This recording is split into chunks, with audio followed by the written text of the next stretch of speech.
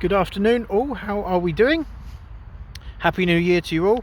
So I thought I'd put out another little video. So what am I going to talk about today? I'm going to talk about, and this is a quote that popped into my head earlier today, how big would you dream if you knew you couldn't fail? Okay, I think that's a really good question. The first time I heard that, I started coming up with all these things that I would do if I knew I couldn't fail. And then the next question I asked myself is, well, why aren't you thinking of these things already? And then that got me thinking, and I thought, the reason people do that, the reason people only dream of the biggest things that they can think of when you ask them a question like, how big would you dream if you knew you couldn't fail, is because they don't actually think they can achieve it.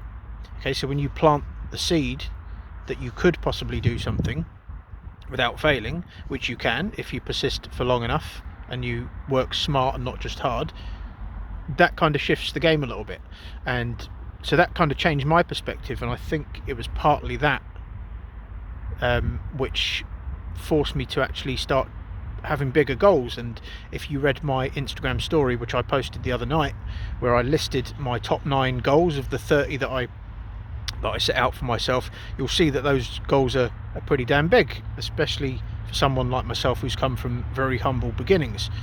So I encourage you, I try and keep these videos as short as I can, which isn't always easy for a person like me, but I encourage you to ask yourself that question.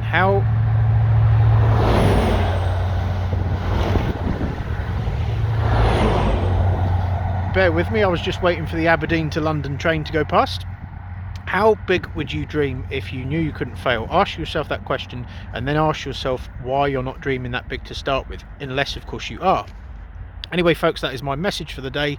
Enjoy the rest of your day, morning, afternoon, evening, wherever you are in the world.